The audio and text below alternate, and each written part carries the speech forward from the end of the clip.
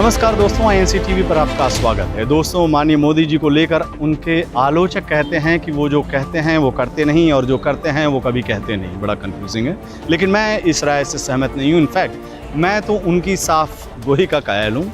किसी भी मसले पर माननीय देश के प्रधानमंत्री मोदी जी साफ साफ अपना पक्ष रख देते हैं। चाहे वो राफेल डील का मामला हो, उन्होंने करना था कर दिया, रेल एयरपोर्ट देना था दे दिया। इस तरह के तमाम वाक़े हैं जहां मोदी जी ने अपनी तरफ से पूरी साफ गोई दिखाई है। अब पब्लिक उनके मन की बात ठीक से समझ नहीं पाती, तो इसमें उनका क्या कसूर। अब देखिए, पीएम केयर फंड को लेकर उन्होंने कितनी साफ गोई दिखाई है। जब आरटीआई के जरिए उनसे फंड का हिसाब किताब पूछा गया तो उन्होंने पीएमओ के एक अधिकारी के जरिए दिल्ली हाई कोर्ट में अपना संदेशा भिजवा दिया। वो क्या संदेशा था? संदेशा था, पीएम केयर फंड भारत सरकार का फंड नहीं है, इसे आरटीआई के तहत नहीं लाया जा सकता। ये संदेशा हाई कोर्ट में उन्होंने भिजवाया। कायदे से लोगों को प्रधानमंत्री जी की इस साफ गोई को अब स्वीकार कर लेना चाहिए। उनसे फंड के जरिए वसूले गए तकरीबन 40 या 50 हज़ार करोड़ के बारे में पूछताछ बंद कर देना चाहिए। लेकिन फिर वही बात, लोग मोदी जी के मन की असल बात समझते हैं नहीं और लगते हैं सवाल पूछकर उनका वक्त खराब करने। अब लोग सवाल कर रहे हैं कि जब सरकारी फंड नहीं था तो इसमें पीएम का नाम क्यों रखा गया? बात तो सही है। लोग ये भी कह रहे हैं कि इसका नाम मोदी केयर फंड क्यों नहीं रखा गया? अगर यह प्राइवेट फंड है तो फिर इसकी वेबसाइट पर gov.in क्यों लिखा गया? अब आप ही बताइए, है ये वाजिब सवाल? पूरी दुनिया को पता है कि इंडिया के प्रधानमंत्री हमारे मोदी जी हैं, प्रधानमंत्री वही हैं, और वेबसाइट पर gov.in लिखने पर क्या सवाल? गवर्नमेंट का मतलब ही मोदी जी हैं, सरकार का मतलब मोदी जी मतलब गवर्नमेंट, गवर्नमेंट मतलब मोदी। लोगों को ये मामूली बात अब समझ लेनी चाहिए। लेकिन वो माननीय मोदी जी के से ढेर सारे सवाल पूछ रहे हैं। वो सवाल कर रहे हैं कि जब पीएम केयर फंड सरकारी फंड नहीं तो फिर इसमें सरकारी कर्मचारियों की सैलरी ज़बरदस्ती काट कर क्यों डाला गया? सवाल तो वाजिब है। इसके अलावा इस फंड में सरकारी संस्थानों ने चंदा क्यों दिया?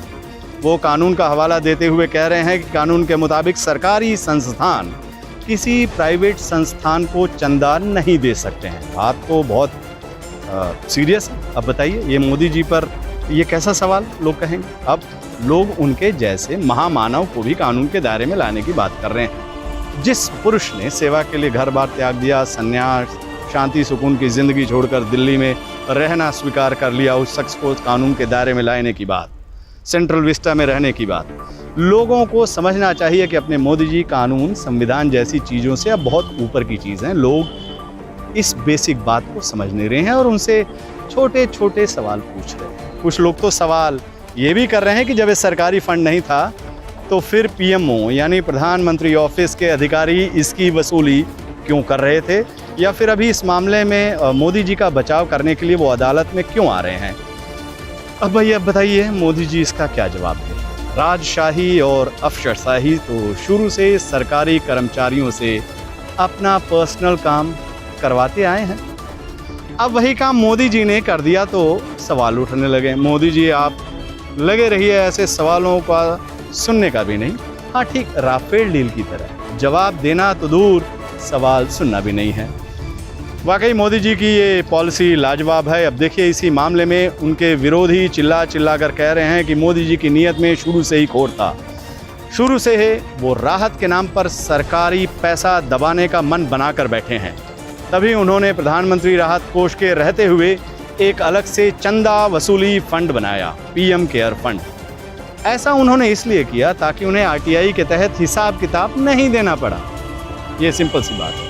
अगर वो प्रधानमंत्री राहत कोष में पैसा मंगाते तो फिर उन्हें आरटीआई के तहत हिसाब किताब देना पड़ जाता। आप बताइए, इस आरोप पर क्या कहा जाए? वैसे इस पूरे प्रसंग पर मुझे पूर्वांचल में कही जाने वाली एक मशहूर कहावत याद आ रही है, चोर चोरी से जाला, हेरा फेरी से ना जाला।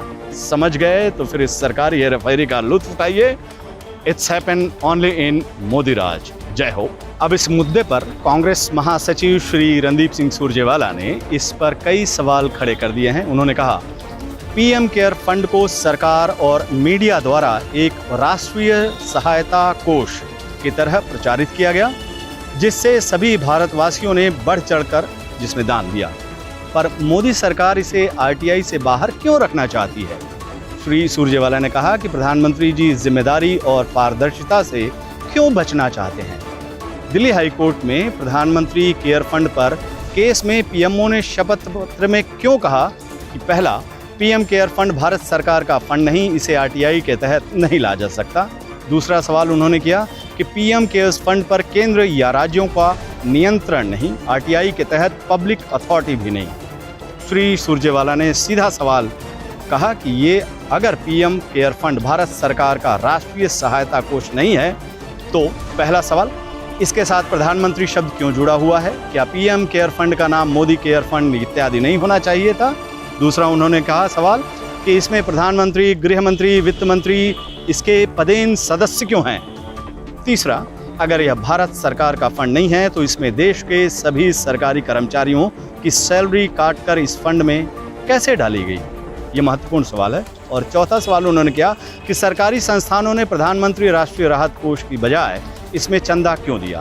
पांचवा, इसकी वेबसाइट gov.in पर कैसे है? इसकी वेबसाइट पर राष्ट्रीय चिन्ह का इस्तेमाल क्यों? सातवां, 27 भारतीय दूतावासों ने closed channels not in public domain के माध्यम से पीएम केयर फंड का विज्ञापन क्यों किया? और आठवां, सरकार द्वारा फंड को एफसीआरए के पूर्वावलोकन से छूट क्यों दी गई? नौवां, सरकार ने इसे विशेष दर्जा क्यों दिया? 10वां, विदेशी दान का खुलासा क्यों नहीं किया जा रहा है? श्री सुरजेवाला ने अंत में सबसे महत्वपूर्ण सवाल 2020-21 की रिपोर्ट व भुगतान की रिपोर्ट को पीएम केयर्स ने अभी तक सार्वजनिक क्यों नहीं किया? ये सवाल रणदीप सिंह सुरजेवाला ने पूछा है, जो कि आज बेहद महत्वपूर्ण है। नमस्कार, आप देखते रहिए INC TV।